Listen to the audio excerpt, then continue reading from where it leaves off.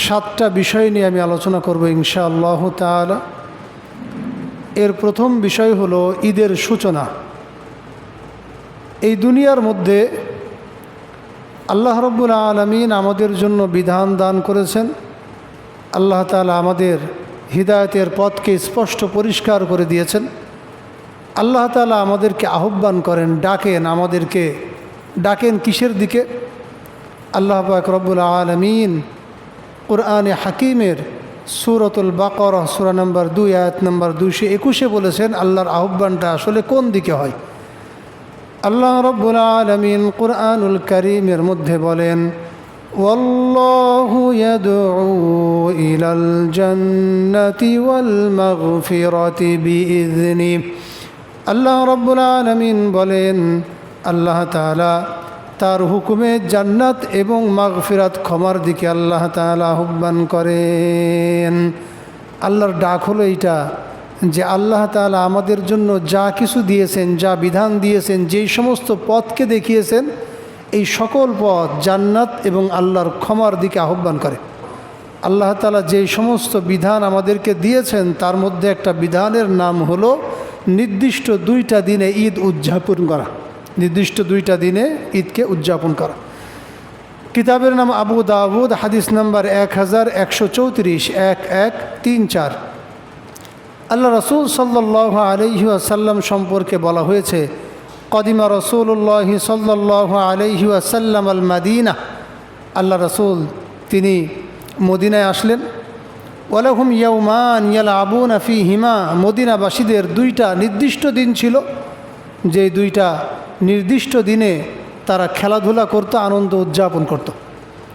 আল্লাহ রাসূল সাল্লাল্লাহু আলাইহি ওয়াসাল্লাম তাদেরকে জিজ্ঞাসা করলেন, বললেন তাদেরকে, আল্লাহ রাসূল বলেন, মা হাদানিল ইয়াউমান, এই 2টা দিন কিসের যে 2টা দিনে, নির্দিষ্ট 2টা দিনে তোমরা আনন্দ উদযাপন করো, খেলাধুলা করো, এই 2টা দিনকে কেন উদযাপন করো? নবীজি জানতে চাইলেন। তারা বলেন যে কুন্না নালআবু ফীহিমা ফিল জাহিলিয়াহ, আমরা জাহিলি যুগ, অজ্ঞতা মূর্খতার যুগে এই 2টা দিনে আমরা খেলাধুলা করতাম। আল্লাহ রাসূল বললেন, ইন্নাল্লাহা ক্বাদ আবদালাকুম বিহিমা খায়রাম মিনহুমা।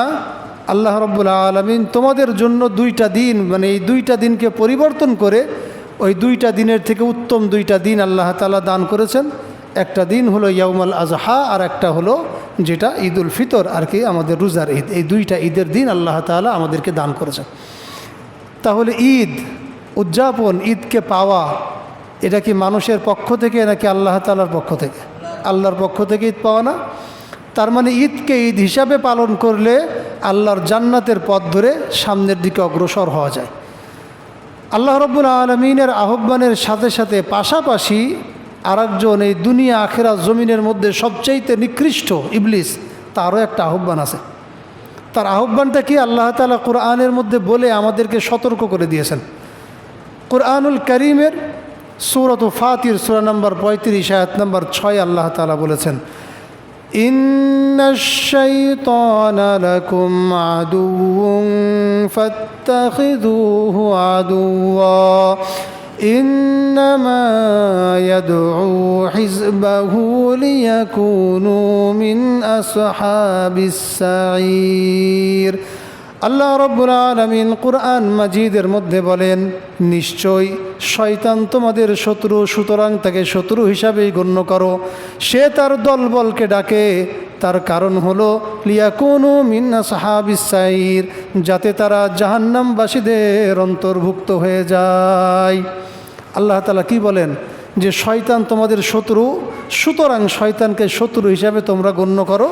সে তার দলবলকে আহ্বান করে ডাকে যাতে তারা জাহান্নামবাসী হয়ে যায়, এই জন্য তাদেরকে ডাকে। এই শয়তানের আহ্বান হলো এইটা যে আল্লাহ আমাদেরকে ঈদের মতো অনুষ্ঠান দান করেছেন, আর শয়তানের পরিকল্পনা হলো এইটা যে ঈদ আছে তো আছে, এর সাথে সাথে খ্রিস্টানদের ক্রিসমাস ডে, তাতেও অংশগ্রহণ করতে হবে। ঈদ আছে একরকম, এর মধ্যে হিন্দুদের যতগুলো পূজা আছে, দুর্গা পূজা, কালী পূজা, সরস্বতী পূজা, এই যতগুলো পূজা আছে, এই সমস্ত পূজার মধ্যে অংশগ্রহণ করবে এবং তার মনের মধ্যে এই যুক্তি, এই তর্ক থাকবে যে আমি অন্য ধর্মের অনুষ্ঠানে অংশগ্রহণ করলে এতে সমস্যার কি আছে। এটা হলো ইবলিস দেখানো পথ। যখন আপনি অনুসরণ করবেন, যখন আপনি ইবলিসের দেখানো পথ, হিন্দুদের কোনো অনুষ্ঠানকে অনুসরণ করলেন, ইবলিসের দেখানো পথ খ্রিস্টানদের কোনো অনুসরণ করলেন কোনো পথের, আল্লাহ রসুল সাল্লাল্লাহু আলাইহি ওয়াসাল্লাম কিয়ামতের ময়দানে আপনার অবস্থানটা কোন ব্যক্তিদের সাথে হবে সেইটাকে আল্লাহ রসুল বলেছেন। হাদিসের একটা কিতাব আছে, কিতাবের নাম আবু দাউদ। এই কিতাবের 4031 নম্বর হাদিস। রাসূল সাল্লাল্লাহু আলাইহি ওয়াসাল্লাম বলেন, মান তাশাব্বাহা বিকওমিন ফাহুয়া মিনহুম, যেই ব্যক্তি কোনো গোত্রের, কোনো জাতির, কোনো দলের তাসবিহ সাদৃশ্য অনুসরণ করে, সাদৃশ্যতা অবলম্বন করে, আল্লাহর হাবিব বলেন সে তাদের দলভুক্ত হিসাবেই গণ্য হবে। নাউযুবিল্লাহি মিন যালিক।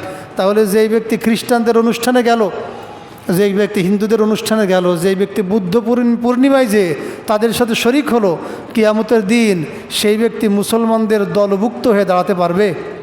পারবে না। এই জন্য আমাদের 1 নম্বর বিষয় হলো আজকে আলোচনার প্রথম বিষয়, ঈদকে খুশির দিন হিসাবে অনুসরণ করা, এবং বাকি যতগুলো দিন আছে, অন্যান্য ধর্মের যাদের অনুষ্ঠান আছে, এই সমস্ত ধর্মের অনুষ্ঠানকে পুরোপুরি বর্জন, প্রত্যাখ্যান করা, এটা আমাদের ঈমানি দায়িত্ব। 2 নম্বর হলো ঈদের দিনের সুন্নাত সম্পর্কে আলোচনা করব। 2 নম্বর, মোট 7টা বিষয় আলোচনা করব। তার 2 নম্বর হলো ঈদের দিনের সুন্নাত। এটা জানার আগে সর্বপ্রথম আমাদেরকে বুঝতে হবে যে আল্লাহর রাসূল তার সুন্নাতের অনুসরণ, তার সুন্নাতের মর্যাদা আসলে কি, এটাকে আগে উপলব্ধি করতে হবে। যদি কোনো জিনিস বিষয়ে আপনার উপলব্ধিতা না থাকে, সেই জিনিসের হাকিকত, একেবারে প্রধান বিষয়গুলো, তার মূল এইটা বোঝা আপনার দ্বারা সম্ভব হবে না। আল্লাহ তাআলা কুরআনুল কারীমের মধ্যে নবীজির সুন্নাতকে কেমন বলেছেন সেইটা আগে আমরা জেনে নিই। কুরআনুল কারীমের সূরাতুল আহজাব সূরা নম্বর 33 আয়াত নম্বর 21 আল্লাহ তাআলা বলেন, লাকাদ কানা লাকুম ফি রাসূলিল্লাহি উসওয়াতুন হাসানাহ। আল্লাহ রাব্বুল আলামিন পবিত্র কুরআনুল কারীমের নবীজির সম্পর্কে বলেন, নিশ্চয় আল্লাহর রাসূলের মধ্যে তোমাদের জন্য উত্তম আদর্শ রয়ে গেছে। উত্তম আদর্শ যেটাকে বলে গুড মডেল, সেটা কার মধ্যে? জোরে বলেন না, কার মধ্যে? আল্লাহ রাসূল সাল্লাল্লাহু আলাইহি ওয়াসাল্লামের মধ্যে। উত্তম আদর্শ হলো আল্লাহ তাআলা রাখছেন নবীজির আদর্শের মধ্যে, নবীজির সুন্নাতের মধ্যে উত্তম জিনিসকে রেখেছেন। একটা হাদিস আমরা শুনি, কিতাবের নাম তিরমিজি শরীফ, হাদিস নাম্বার 2678, 2678। আনাস ইবনে মালিক রাদিয়াল্লাহু তাআলা আনহু তিনি বলেন যে ক্বাল আলী, আল্লাহ রাসূল সাল্লাল্লাহু আলাইহি ওয়াসাল্লাম আমাকে বললেন। আল্লাহ রাসূল কি বলেন? ইয়া বুনাইয়া ইন কদারতা আন তুসবিহা ওয়া তুমসিয়া লাইসা ফি কলবিকা গিশশুল লি আহাদিন ফাফআল। হে বৎস, শোনো, যদি তুমি সক্ষম হও যে তুমি এমন অবস্থায় সকাল এবং সন্ধ্যা উপনীত হবে, সকাল এবং সন্ধ্যা তুমি এমন অবস্থায় থাকবে যে লাইসা ফি কলবিকা গিশশুল লি আহাদিন, কোনো ব্যক্তির প্রতি কোনো বিদ্বেষ তোমার হৃদয়ের মধ্যে থাকবে না। আল্লাহ রাসূল বলেন ফাফআল, তাহলে তাই করো। আনাস ইবনে মালিক রাদিয়াল্লাহু তাআলা আনহু বলেন, সুম্মা ক্বাল আলী, অতঃপর নবীজি আমাকে আবার বললেন। কি বলেন? আল্লাহ রাসূল সাল্লাল্লাহু আলাইহি ওয়াসাল্লাম আনাস ইবনে মালিক রাদিয়াল্লাহু তাআলা আনহুকে সুন্নাত সম্পর্কে বলেছেন। আল্লাহর রাসূল বলেন, ওয়াযালিকা মিন সুন্নতি ওয়ামান আহাব্বা সুন্নতি ফাকাদ ওয়ামান আহইয়া সুন্নতি ফাকাদ আহাব্বানি ওয়ামান আহাব্বানি কানা মাই ফিল জান্নাহ। আল্লাহ রাসূল সাল্লাল্লাহু আলাইহি ওয়াসাল্লাম বলেছেন, ওইটা হলো আমার সুন্নাত, আমার সুন্নাতের অন্তর্ভুক্ত একটা বিষয়। যেই ব্যক্তি আমার সুন্নাতকে জিন্দা করলো, সেই ব্যক্তি আমাকেই ভালোবাসলো। আল্লাহর রাসূল বলেন, যেই ব্যক্তি আমাকে ভালোবাসলো সেই ব্যক্তি আমার সাথে জান্নাতের মধ্যে থাকবে। সুবহানাল্লাহি ওয়া বিহামদি। তাহলে সুন্নাতের মর্যাদা হলো এইটা, যে নবীজির সুন্নাতকে মোহাব্বত করার মানে হলো এইটা, যে আল্লাহর রাসূলের সাথে কোথায় থাকা যাবে? আর আল্লাহর রাসূল জান্নাতের কোথায় থাকবেন? জান্নাতুল ফেরদাউস না? তো ঈদের দিনের যেই সমস্ত সুন্নাত আছে, এই সুন্নাতগুলো আমরা খুব খেয়াল করে মনের কান দিয়ে, আমাদের হৃদয়ের কান দিয়ে আমরা শুনবো ইনশাআল্লাহ তাআলা। 1 নম্বর বিষয় হলো ঈদের দিনে গোসল করা, যেটা আমরা আলহামদুলিল্লাহ আমাদের মধ্যে আমলটা পরিপূর্ণরূপে আমরা পেয়ে থাকি। আল্লাহ রাসূল সাল্লাল্লাহু আলাইহি ওয়াসাল্লামের আমল সম্পর্কে বলা হয়েছে, কিতাবের নাম ইবনে মাজা, হাদিস নাম্বার 1315। আল্লাহ রাসূলের আমল সম্পর্কে বলা হয়েছে, কানা রাসূলুল্লাহি সাল্লাল্লাহু আলাইহি ওয়াসাল্লাম ইয়াগতাসিলু ইয়াউমাল ফিতরি ওয়া ইয়াউমাল আযহা। আল্লাহ রাসূল সাল্লাল্লাহু আলাইহি ওয়াসাল্লাম তিনি ঈদুল ফিতর এবং ঈদুল আজহার দিনে গোসল করতেন। এই আমলটা আমরা ঈদের দিন সকালে করতে পারবো তো ইনশাআল্লাহ? কিতাবের নাম মুয়াত্তা মালিক, হাদিস নাম্বার কোনো গ্রন্থের 414 নম্বর হাদিসে আছে, কোনো গ্রন্থের 432 নম্বর হাদিসে আছে, মানে কোনো নুসখার মুয়াত্তা মালিকের, যেখানে আব্দুল্লাহ ইবনে ওমর রাদিয়াল্লাহু তাআলা আনহুর এই ঈদের দিন সকালে, ঈদুল ফিতরের দিন সকালে গোসল করার আমলটা পাওয়া যায়। তাহলে 1 নম্বর সুন্নাত আমরা কি জানলাম? ঈদের দিন কি করতে হবে? গোসল করতে হবে। 2 নম্বর হলো আমরা পোশাক পরিধান করি, কিন্তু পোশাকের কিছু কাইফিয়াত, কিছু ধরন, কিছু বিষয় আছে। আল্লাহ রাসূল সাল্লাল্লাহু আলাইহি ওয়াসাল্লামের আমল, একটা কিতাব ইমাম বাইহাকি রহমতুল্লাহি আলাইহি, সকলে বলি রহমতুল্লাহি আলাইহি, তার কিতাব আস-সুনানুল কুবরা, এই কিতাবের 6197 নম্বর হাদিস, 6197, এই হাদিসের মধ্যে নবীজির ঈদ এবং জুমার দিনে লাল চাদর পরিধানের কথা বলা হয়েছে। এখন এইখান থেকে আমরা জানলাম যে আল্লাহ রাসূল ঈদ এবং জুমার দিনে বিশেষ কাপড় পরিধান করেছেন। লালটা কেমন হবে তার বিষয়ে একটু কথা আছে, এটা আমরা জেনেছি। এখন এই হাদিসটা দেখে কেউ যদি মনে করে যে ঈদের দিনে আমি সর্বোত্তম পোশাক সেইটা আমার সবচেয়ে দামি পোশাক, এইটা তার একটা ভুল ধারণা। যদি কেউ মনে করে যে ঈদের দিনে নতুন কাপড় পরতেই হবে, এইটা আর একটা সাংঘাতিক ভুল ধারণা। ঈদের দিনের বিষয় হলো এইটা উত্তম পোশাক কোনটা হবে আপনার জন্য, সেইটা কুরআনুল কারীমের মধ্যে আল্লাহ পাক রব্বুল আলামিন আমাদেরকে বলে দিয়েছেন। কুরআনুল কারীমের সূরাতুল আরাফ সূরা নম্বর 7 আয়াত নম্বর 26 আল্লাহ তাআলা বলেছেন, ইয়া বানি আদম কদ আনজালনা আলাইকুম লিবাসা ইউয়ারি সাওআতিকুম ওয়ারিশা ওয়া লিবাসুত তাকওয়া যালিকা খায়র। আল্লাহ তাআলা বলেন, ইয়া বানি আদম, হে বনি আদম তোমরা শোনো, কদ আনজালনা আলাইকুম লিবাসা, এই পোশাকের কাজ কি? ইউয়ারি সাওআতিকুম, তোমাদের শরীরের যে অঙ্গগুলা দেখানো দোষণীয় সেইটাকে আবৃত করে, এবং সেটা ওয়ারিশা, এবং এটা হলো শোভা বর্ধনকারী, শোভা, এটা হলো দেখতে সৌন্দর্য, এটা আল্লাহ তাআলা ব্যবস্থা করেছেন। তাহলে 1 নম্বর বিষয় জানলাম যে আমাদের পোশাকটা সেইটা হবে যেই পোশাকে আমার যে অঙ্গগুলো দেখানো দোষণীয়, এই অঙ্গগুলো আমার আগে সঠিকভাবে ঢাকবে, এটা হলো প্রথম বিষয়। অনেকে এমন জিন্স পরে মসজিদে আসে, রুকু এবং সেজদা করার সময় আস্তাগফিরুল্লাহ নাউযুবিল্লাহি মিন যালিক, সেটা নাভির নিচ থেকে সরে নিচে চলে যায়, এত পরিমাণে টাইট থাকে। অনেকে এমন ধরনের কাপড় পরিধান করে আসে যেটা ইহুদি খ্রিস্টান বেধর্মীদের কালচারকে রিপ্রেজেন্ট করে, এমন কিছু পোশাক পরে আমাদের সন্তানেরা আসে ঈদে ক্রয় করে, এবং মনে করে যে আমি সর্বোত্তম পোশাক পরে ঈদের দিনের ফজিলত হাসিল করলাম। বিষয়টা এমন না, সেই ব্যক্তি আরও গুনাহগার হলো। আল্লাহ রাসূল সাল্লাল্লাহু আলাইহি ওয়াসাল্লাম তিনি উত্তম পোশাক পরেছেন কি? আল্লাহ তাআলা বলেন, ওয়ালিবাসুত তাকওয়া যালিকা খায়র, তাকওয়ার পোশাক এইটা হলো সর্বোত্তম। তাকওয়ার পোশাকটা কি? যেই পোশাকটা সুন্নাতকে সবচাইতে বেশি অনুসরণ করে, যেই পোশাকটা একজন মুসলমানের, সে মুসলিমত্ব, একজন মুসলমানের ধর্মকে আরও বেশি স্পষ্ট করে তোলে, একটা পোশাক, যেই পোশাকটা পরলে আপনাকে বেশি শালীন দেখা যায়, যেই শালীন পোশাকটা হবে সেইটাই হলো আপনার জন্য সবচাইতে বেশি অ্যাপ্রোপ্রিয়েট ড্রেস, এইটা আপনাকে আগে বুঝতে হবে। এই জন্য ঈদের দিনের পোশাক সেইটাই হবে উত্তম যেইটা হলো আমাদের নবীজির সুন্নাত। কোন পোশাক হবে? এটা সুন্নাত।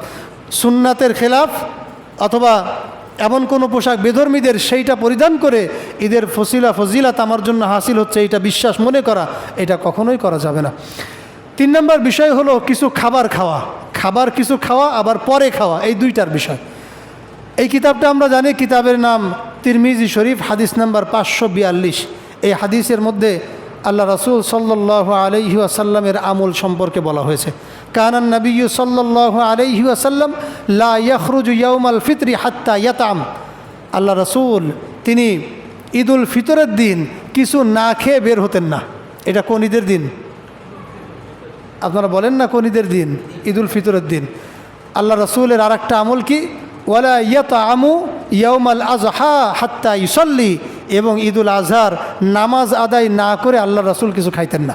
4 নম্বর সুন্নাত হলো এইটা যে আমরা আল্লাহর ঘরে যখন আসব, মানে ঈদগাহে যখন আসব, আমরা এই ঈদগাহে আসার জন্য কোনো বাহন, এই বাহনের উপরে ভর দিয়ে বাহন ব্যবহার করা যাবে না। আল্লাহ রাসূলের আমল, কিতাবের নাম ইবনে মাজাহ, হাদিস নাম্বার 1295, 1295। এই হাদিসের মধ্যে আল্লাহ রাসূল সাল্লাল্লাহু আলাইহি ওয়াসাল্লামের আমল বলা হয়েছে। কানা রাসূলুল্লাহ সাল্লাল্লাহু আলাইহি ওয়াসাল্লাম ইয়াখরুজু ইলাল ঈদ মাশিয়া ওয়া ইয়ারজিউ মাশিয়া। আল্লাহ রাসূল সাল্লাল্লাহু আলাইহি ওয়াসাল্লাম ঈদগাহে ঈদের দিনে তিনি পদব্রজে হেঁটে ঈদগাহে যেতেন এবং পায়ে হেঁটে আবার ঈদগাহ থেকে তিনি ফিরে আসতেন। এজন্য আমরা ঈদগাহে আসার জন্য কোনো বাহনের ব্যবস্থা করব কি না? যদি ওজোর না থাকে, যদি ওজোর থাকে তাহলে ভিন্ন বিষয়। যদি ওজোর না থাকে আমরা পায়ে হেঁটে মসজিদে আসব এবং পায়ে হেঁটে আমরা কোথায় ফিরব? আমাদের বাসায় ফিরব ইনশাআল্লাহ। 5 নম্বর বিষয় হলো যে ঈদগাহে নামাজ আদায় করা। আমরা সকলেই জানি যে এখানে ঈদগাহ এবং মসজিদ নিয়ে বেশ কিছু ইখতিলাফ হয় মানুষের মধ্যে, যে ঈদের নামাজ মসজিদে হবে না ঈদগাহে পড়তে হবে। তো হাদিস দেখলে এটা আমাদের স্পষ্ট হয়ে যাবে যে ঈদের নামাজটা কোথায় পড়া উচিত, ওজোর থাকলে কোথায় পড়া যাবে। কিতাবের নাম বুখারী শরীফ, হাদিস নাম্বার 956 956।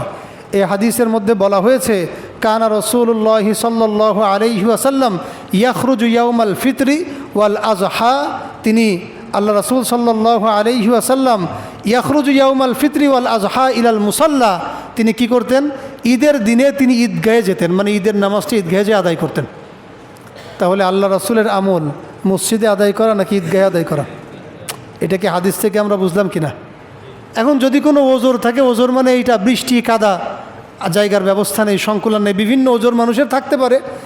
এই ওজোর যদি থাকে, ওজোর সংক্রান্ত একটা হাদিস আমরা শুনি, কিতাবের নাম আবু দাউদ, হাদিস নাম্বার 1160 1160।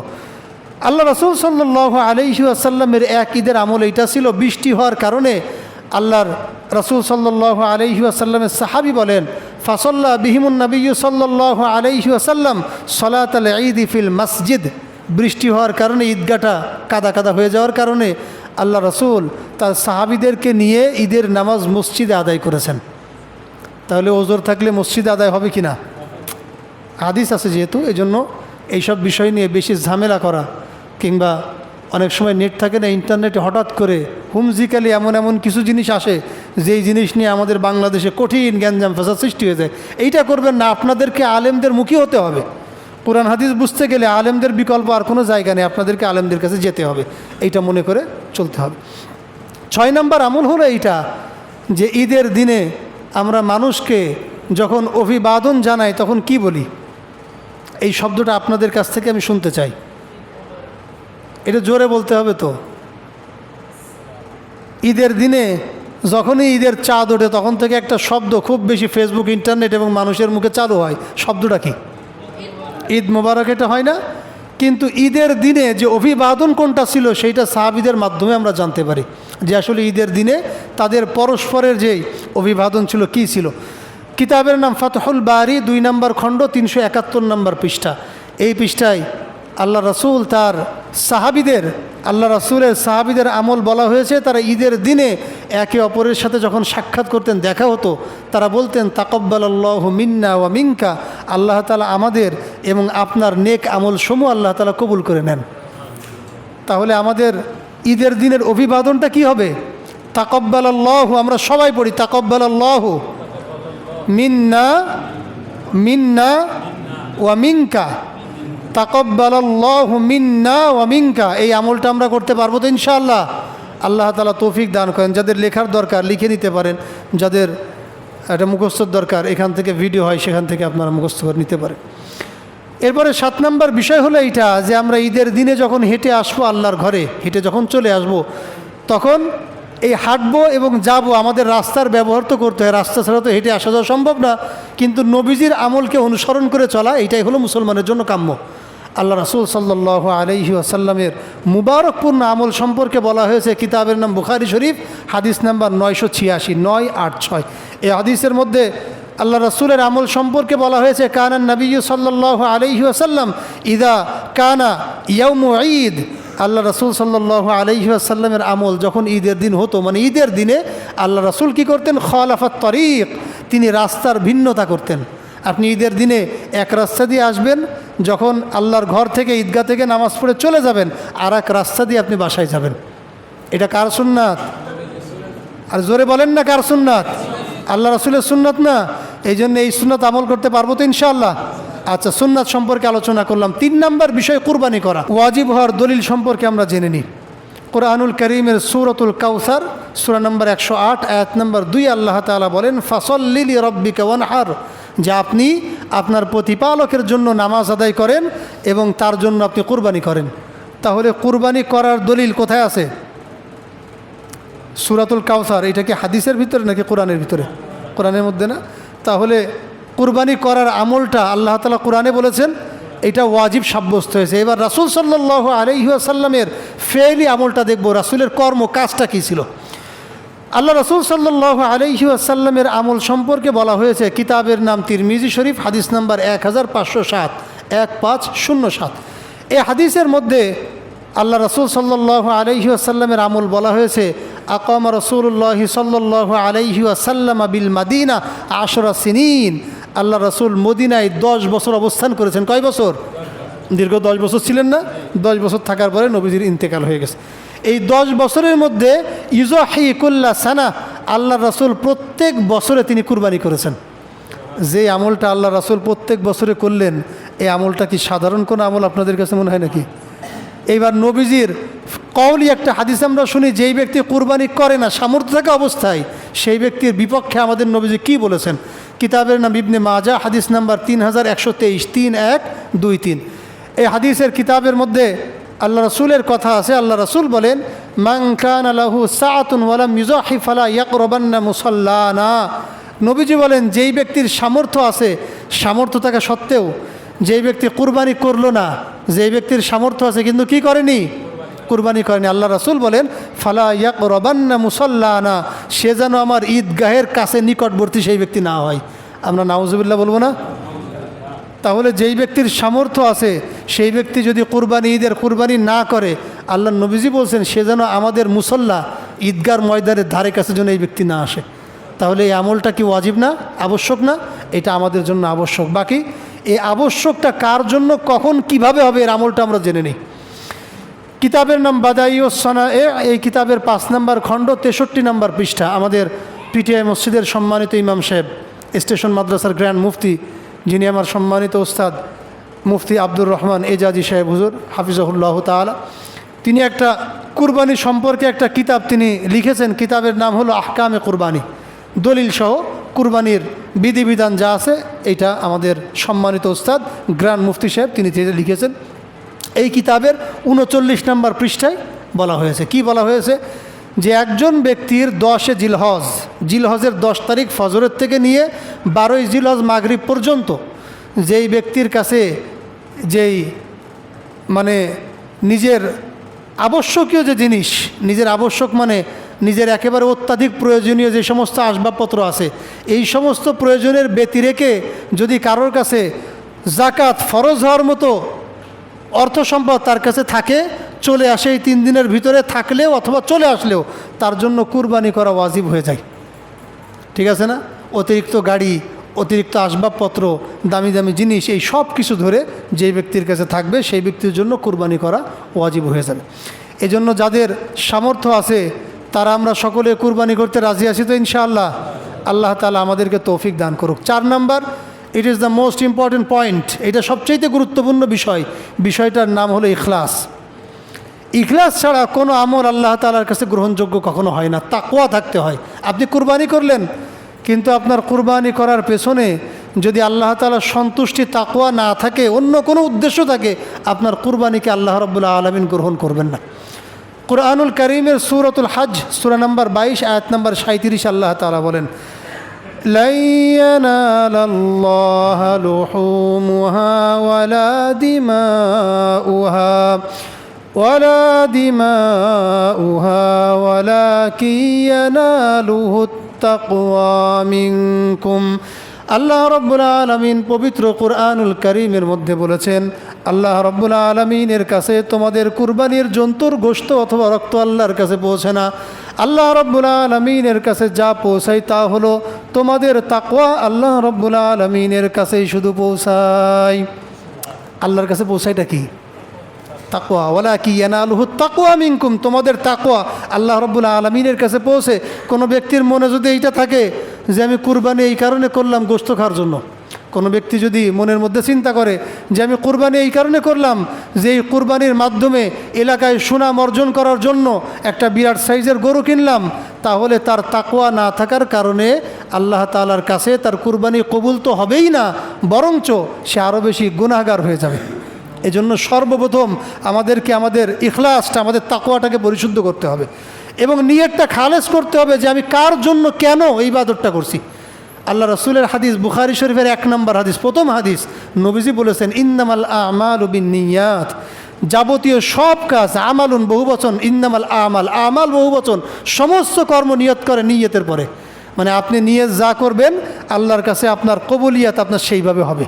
এজন্য আপনি যদি নিয়ত করেন যে আমার এইটা দিয়ে আমি ফেসবুকে ভাইরাল হতে চাই, এর মাধ্যমে মানুষের কাছে সুনাম ক্রয় করতে চাই, এই মাধ্যমে মানুষের কাছে আমার সম্মান বৃদ্ধি পাবে, কুরবানি না করলে মানুষ কী বলে এই জন্য করি, এই নিয়ত যদি আপনার থাকে তাহলে আল্লাহর কাছে আপনার কুরবানি গ্রহণযোগ্য হবে না। It will not be accepted.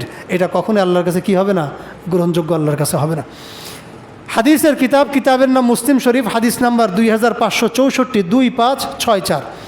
এই হাদিসের মধ্যে আল্লাহ রাসূল সাল্লাল্লাহু আলাইহি ওয়াসাল্লাম বলেছেন ইন্নাল্লাহা লা ইয়ানজুরু ইলা সুওয়ারিকুম ওয়া আমওয়ালিকুম ওয়ালাকিন ইয়ানজুরু ইলা কুলুবিকুম ওয়া আমালিকুম, নিশ্চয় আল্লাহ রাব্বুল আলামিন তোমাদের বাহ্যিক অবয়ব, তোমাদের আকৃতি, তোমাদের ধন সম্পদ, তার দিকে আল্লাহ তাআলা দেখেন না। আল্লাহ কি দেখেন? ওয়ালাকিন ইয়ানজুরু ইলা কুলুবিকুম ওয়া আমালিকুম, আল্লাহ তাআলা তোমাদের হৃদয় এবং তোমাদের আমলের দিকে আল্লাহ তাআলা দৃষ্টি দান করেন। এই জন্য আমাদের সম্পদের মোহে পড়ে, সম্পদের জোরে 20 লাখ 25 লাখ টাকার গরু কিনে মানুষের সামনে সম্মান প্রদর্শন করার দরকার নাই। আল্লাহ তাআলা কি দেখবেন? আমার কলবের মধ্যে আল্লাহ তাআলার জন্য কতটুকু জায়গা আছে, এইটাই হলো এখানে দেখার বিষয়। এই জন্য ইখলাসটা আমরা পরিশুদ্ধ করতে পারবো তো ইনশাআল্লাহ? সেটা কালকের থেকে, আজকের থেকে না, এখন থেকে। এখনই আমাদের নিয়তকে সাফ করি। আমার কুরবানি এটা শুধুমাত্র কার জন্য? আল্লাহ পাক রব্বুল আলামিনের জন্য। 5 নম্বর বিষয় হলো পশুর কিছু হক আছে। পশু যার কুরবানি আপনি করলেন, এই পশুর কিছু অধিকার আছে, অধিকার সম্পর্কে আমাদেরকে সচেতন থাকতে হবে। আমরা নামাজটা একটু দেরি হবে, যেহেতু আমরা বলেছি যে ঈদের তো আর একটা জুমা তো আর বাকি নেই, সামনেই হবে। আমলগুলো সুন্দর করে আমরা শুনে নিই। এই জন্য আমরা বিরক্ত হব না। আল্লাহ এবং আল্লাহ রাসূলের মোহাব্বতে আমরা আমলগুলো খুব হৃদয়ের কান দিয়ে আমরা শুনবো ইনশাআল্লাহ। পারবো তো ইনশাআল্লাহ? আল্লাহ আমাদেরকে তৌফিক দান করে। পশুর অধিকার কি? আল্লাহ রাব্বুল আলামিন শুধুমাত্র মানুষের জন্য দয়া করার শুধুমাত্র আল্লাহ তাআলা বিধান দেননি, শুধুমাত্র দয়াটা মানুষের জন্য করো। আল্লাহ তাআলা কুরআনুল কারীমের সূরাতুন নাহল সূরা নম্বর 16 আয়াত নম্বর 90 আল্লাহ তাআলা বলেছেন ইন্নাল্লাহা ইয়া'মুরু বিল আদলি ওয়াল ইহসানি ওয়া ইতাই যিল কুরবা। আল্লাহ তাআলা বলেন যে ইন্নাল্লাহা ইয়া'মুরু বিল আদলি ওয়াল ইহসান, নিশ্চয় আল্লাহ তাআলা তিনি ইনসাফের, তিনি দয়ার, ওয়া ইতাই যিল কুরবা, আত্মীয় স্বজনকে তাদের হক প্রদান করার বিষয়ে আল্লাহ তাআলা আদেশ করে থাকেন। তাহলে আল্লাহ দয়ার আদেশ করলেন, কিন্তু বিষয়টা এমন মোটেই না যে আমাদের দয়াটা শুধুমাত্র মানুষের সাথে সীমাবদ্ধ থাকবে। আমার দয়াটা শুধু মানুষের জন্য এরকম না। আমরা কিভাবে বুঝলাম? কিতাবের নাম নাসাই শরীফ, হাদিস নাম্বার 4405, 4405। এই হাদিসের মধ্যে আল্লাহ রাসূল সাল্লাল্লাহু আলাইহি ওয়াসাল্লাম তিনি বলেছেন জবাই করার বিষয়ে, যে একটা পশুকে যখন জবাই করা হবে তখন সেই পশুকে কিভাবে জবাই করতে হবে নবীজি বলছেন। আল্লাহ রাসূল বলেন ওয়া ইযা যাবাহতুম ফাআহসিনুয যিবহা, যখন তোমরা জবাই করবে তখন উত্তম রূপে জবাই করবে। উত্তম রূপটা কেমন জবাই করা? উত্তম রূপটা হলো এইটা যে আপনি জবাই করতে গেলে আপনি তাকে খোয়ালা জায়গায় কায়দা মতো ধাক্কা দিয়ে ফেলাই দিলেন, যেই জায়গায় গরুর গায়ের চামড়া সব ছিলে গেল। এরপরে দরকার একটা গরু ধরতে 10 জন 5 জন নিয়ে 1.5 ঘন্টা যাবৎ সেই গরুটাকে আপনি কষ্ট দিয়েছেন। এইটা করে তাকে সুন্দর রূপে একেবারে আরামের সাথে জবাই করার ব্যবস্থা করতে হবে। এই হাদিসের পরবর্তী অংশতে আল্লাহ রাসূল বলেন ওয়াল ইউহিদ্দা আহাদুকুম শাফরাতা, যে ব্যক্তি জবাই করবে সে যেন তার ছুরিটাকে ভালো করে ধার দিয়ে নেয়। আপনার ছুরি যদি জং ধরা থাকে, ছুরি যদি ভোঁতা থাকে, এই ভোঁতা ছুরি দিয়ে একটা গরুকে জবাই করতে গেলে তার কষ্ট হবে কি না? এই কষ্ট দিতে আল্লাহ রাসূল নিষেধ করেছেন। এবং ওয়াল ইউরিহ যাবিহাতাহু, এবং সেই ব্যক্তি যেন তার কুরবানিকৃত যেই পশুটা, এই পশুকে ঠান্ডা হতে দেয়। ঠান্ডা হতে দেওয়ার কয়েকটা অর্থ, একটা হলো জবাইটা দ্রুত করতে হবে।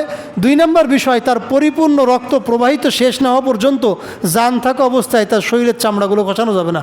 অনেক কষাই ভাইরা থাকে যারা এত তাড়াহুড়া করে যে আমাদের এইখান থেকে কাজ শেষ করে আরেক জায়গায় যেতে হবে, এখন এই জন্য গরু এখনও বেঁচে আছে, সে অবস্থায় চামড়া ছোলা শুরু করে দিয়েছে। এটা কিন্তু তার প্রতি দয়া হলো না। কিতাব আছে, কিতাবের নাম ইবনে মাজা, কিতাবের নাম তিরমিজি শরীফ, 1924 নম্বর হাদিসে আল্লাহ রাসূল সাল্লাল্লাহু আলাইহি ওয়াসাল্লাম বলেছেন, ইরহামু মান ফিল আরদ, যে জমিনবাসী, জমিনের উপরে যারা থাকে তাদের প্রতি তোমরা দয়া করো। ইয়ারহামকুম মান ফিস সামা, যিনি আসমানওয়ালা আল্লাহ তাআলা তিনি তোমাদেরকে দয়া করবেন। এজন্য সকলের প্রতি দয়ার আদেশ আছে না আমাদের জন্য। পশুর সম্পর্কে আমরা এখানে জানলাম। 6 নম্বর বিষয় পরিচ্ছন্নতা সম্পর্কে। এই বিষয়টা আমাদের অনেকেই বোধগম্য না হওয়ার কারণে, কুরবানি হওয়ার পরে তার পরিচ্ছন্নতার অভাবের কারণে মানুষ অনেক বেশি কষ্টের সম্মুখীন তার জন্য হতে হয়। এমন হয় না সমাজের মধ্যে? এই পরিচ্ছন্নতা সম্পর্কে আপনি যদি কোনো জায়গা পরিষ্কার না করেন, একটা গরু 10টা গরুকে জবাই করলেন, এই জবাইটা হওয়ার পরে তার গোবর সেখানে আছে, তার পেশাব সেখানে আছে, তার রক্ত সেখানে আছে, এই তিনটে একসাথে রোদের আলোতে একটা মারাত্মক বিকট একটা গন্ধ। এই মানুষ এই গন্ধের কারণে যখনই ওই ওখান থেকে যায়, তখনই মানুষ কিন্তু মন থেকে সেই মানুষটার পরে একটা কষ্ট অনুভব করে যে এখানে পরিষ্কার করেনি। আল্লাহ তাআলা এই সম্পর্কে কোরআনের মধ্যে কি বলেছেন? কোরআনুল কারীমের সূরাতুল আহজাব সূরা নম্বর 33 আয়াত নম্বর 58-তে আল্লাহ তাআলা বলেন, والذين يؤذون المؤمنين والمؤمنات بغير ما اكتسبوا فقد احتملوا بهتانا وإثما مبينا। এই জন্য আমরা কেউ গুনার বোঝা এবং অপবাদ আমরা কেউ বহন করতে চাই। এজন্য আমরা কুরবানি করার পরে আমাদের ওই সমস্ত জায়গা পরিষ্কার পরিচ্ছন্ন করবো তো ইনশাআল্লাহ। ইনশাআল্লাহ এটা আমরা করব। ইবনে মাজা কিতাবের 3682 নম্বর হাদিস, 3682, এই হাদিসের মধ্যে আল্লাহ রাসূল সাল্লাল্লাহু আলাইহি ওয়াসাল্লাম বলেছেন, কানা ফিত তরিকি গুসনু শাজারা, কোনো একটা রাস্তায় একটা গাছের একটা ডাল পড়ে আছে। ইউদিন নাস, যে গাছের ডালের কারণে মানুষ কষ্ট পাচ্ছে, গাছের ডালটা মানুষকে কষ্ট দিচ্ছে। একটা মানুষ কষ্ট পায় না যে একটা গাছের বড় ডাল পড়ে আছে, আপনার যাতায়াতে খুব কষ্ট হচ্ছে। এখন একটা ব্যক্তি কি করলো? আল্লাহ রাসূল সাল্লাল্লাহু আলাইহি ওয়াসাল্লাম বলেন, ফাআমা তহা রজুলুন, কোনো এক ব্যক্তি ওই মানুষের কষ্টগুলো দেখে ওই ডালটা সেখান থেকে সরাই দিয়েছে। আল্লাহর হাবিব বলেন যে তাকে জান্নাতে প্রবেশ করিয়ে দেওয়া হলো। এই জন্য মানুষের কষ্টকর জিনিস সরানোর মাধ্যমে ফজিলত আছে কি না? এই জন্য আমরা যখন কুরবানি করব অবশ্যই ফজিলতের কথা মনে করব, পাপের কথা চিন্তা করব সেইটা, এবং সরালে যেই সওয়াব হয় এই চিন্তা করে আমরা যেখানে কুরবানি করব সেই জায়গাটা আমরা একেবারে পরিষ্কার পরিচ্ছন্ন এটা আমরা করে দেবো ইনশাআল্লাহ। এরপরে সর্বশেষ বিষয়, আমরা বিরক্ত হচ্ছি না তো? যেহেতু দিনের কথা, আর আমি বলছি যে আমার ঈদের জামাতটা একেবারেই সামনে, এই জন্য আর তো জুমা নাই, এই জন্য আমলগুলো আমরা খুব খেয়াল করে মনের হৃদয় দিয়ে একেবারে মনের কান দিয়ে আমরা শুনবো ইনশাআল্লাহ।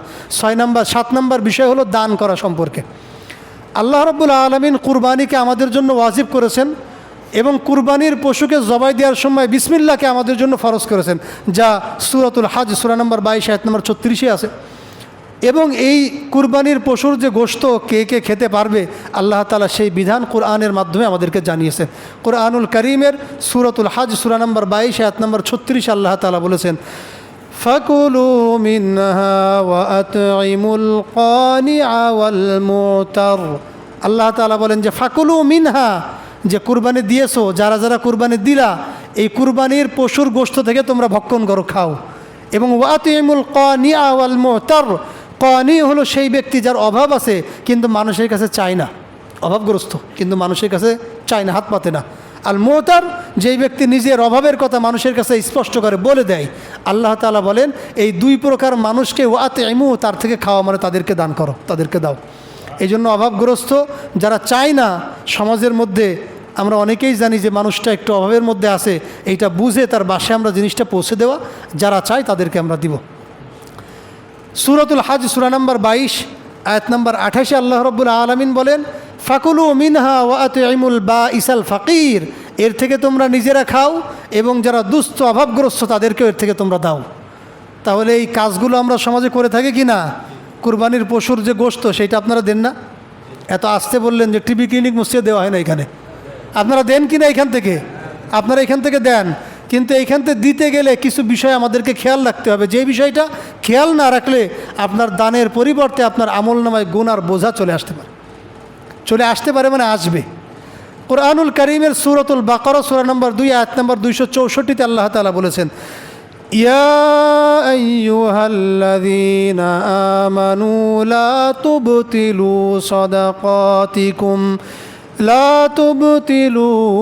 সাদাকাতিকুম বিল মান্নি ওয়াল আযা। আল্লাহ রাব্বুল আলামিন কুরআন মাজিদের মধ্যে ঈমানদারদেরকে আল্লাহ তাআলা ডাক দিয়ে বলেছেন, ইয়া আইয়ুহাল্লাযীনা আমানু, হে ঈমানদারগণ, তোমরা তোমাদের সদকাকে, তোমাদের দানকে তোমরা খোঁটা দিয়ে এবং কষ্ট দিয়ে নষ্ট করে দিও না। আপনি দান দিলেন, গরিব মানুষ আপনার বাসায় লাইন দিয়ে দাঁড়িয়ে আছে, আপনি তাদেরকে বললেন, ভিড়ের কারণে ফকির বললেন, ফকিরনি বলে তাদেরকে গালি দিলেন, তারপরে এইখান থেকে বের হয়ে যা, বিভিন্ন খারাপ ভাষা ব্যবহার করেন অনেকে। এই খাবারগুলো দিয়ে আপনি তাদের সাথে খারাপ আচরণ করলেন, তাদেরকে খোঁটা দিলেন যে এইখান থেকে না দিলে তো সারা বছর চোখে দেখিস না, এখানে জ্বালাতন করিস কেন। অনেকের ভাষা খারাপ আছে না সমাজের মধ্যে, 2-5টা গরু দেয়, 10তলা বাড়ির মালিক, কিন্তু ব্যবহার আচরণটা একেবারে জাহালাতের যুগের মতো এখনও রয়ে গেছে। আল্লাহ তাআলা বলেন, তোমরা তোমাদের সদকাকে নষ্ট করো না খোঁটা দিয়ে এবং কি করে মানুষকে কষ্ট দিয়ে, এটা নষ্ট করা যাবে না। আল্লাহ রাসূল সাল্লাল্লাহু আলাইহি ওয়াসাল্লাম আমাদেরকে এই যে মানুষদেরকে যারা খোঁটা দেয় জিনিস দান করে, তাদের পরিণাম কিয়ামতে কি অবস্থা হবে আল্লাহ তাআলা এটা রাসূলের মাধ্যমে আমাদেরকে জানিয়ে দিয়েছেন। কিতাবের নাম নাসাই শরীফ, হাদিস নাম্বার 5333, 5-এর পর 3-3।